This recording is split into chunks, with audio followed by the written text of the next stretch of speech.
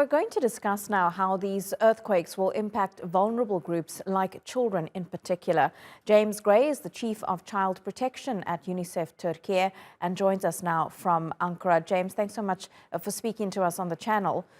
So how do natural disasters like these affect children, both in the short term and the long term? Morning, thank you. In addition to the physical injuries that children are facing as a result of the earthquake, they're losing their sense of normalcy and everything that's familiar with them. So their homes, families, friends, schools. Children are being separated from their caregivers, from their loved ones, and are particularly vulnerable to abuse as a result of that. But then there's also the mental distress and the psychosocial impacts of an earthquake. These are felt both immediately and in the long term. So the anxiety, the fear, the stress, the confusion that they're experiencing now, and this can show itself in terms of phobias, fear of being inside buildings, of being by themselves. So we're very concerned about, the immediate impact, but also the long term and ensuring children are supported to get through what is an immensely devastating and distressing experience. So James, how is your organization and other aid groups at this time supporting and protecting children? Because some of the things you've listed there, when you're so little and so vulnerable, to be taken advantage of possibly at a time like this just can add on to the trauma and make it so much more scary for children having to go through this. Our priority is to ensure their safety and their stability and their care. So we're working with children who are separated from their parents and from their loved ones. So we need to make sure that that's immediately addressed, that they are reunified with their parents and their caregivers, and bring back that family protection and that natural family environment that they're used to. So we're supporting the tracing of these children so that they can be reunited with their caregivers. This is an utmost priority. And if we cannot immediately reunite them with their family members, then providing them with short-term care, but also in terms of the psychosocial and the mental health impacts, really working to support them, to let them know that they're cared for, to let them know that people are there for them, and providing them with the counselling and the emotional support they needed. And we can do this through child-friendly spaces. So we're already establishing child-friendly spaces.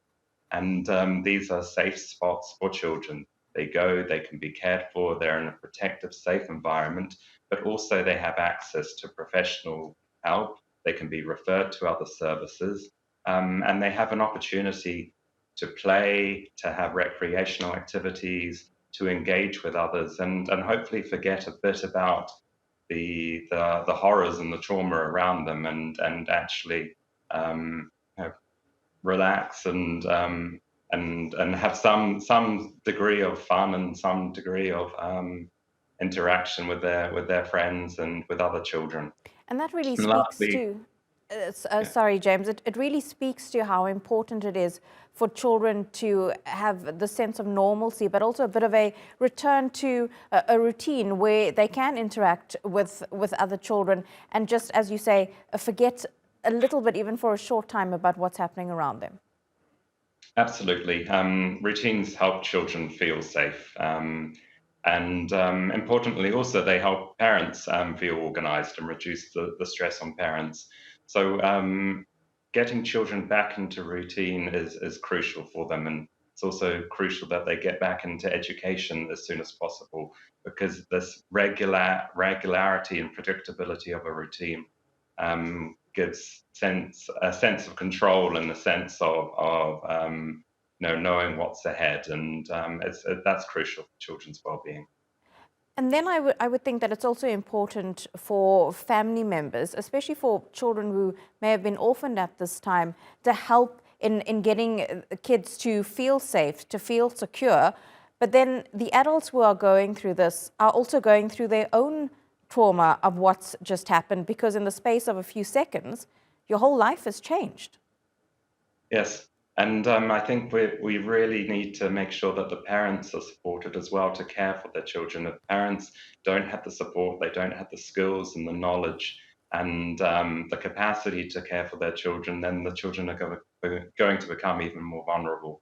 So we've been working over the past few weeks to provide the lessons and the tools for parents so that they can better support their children and also strengthen the resilience of children. James Gray, thank you so much for speaking to us about how children can be protected during this very difficult time. Live there from Ankara. Thanks so much, James.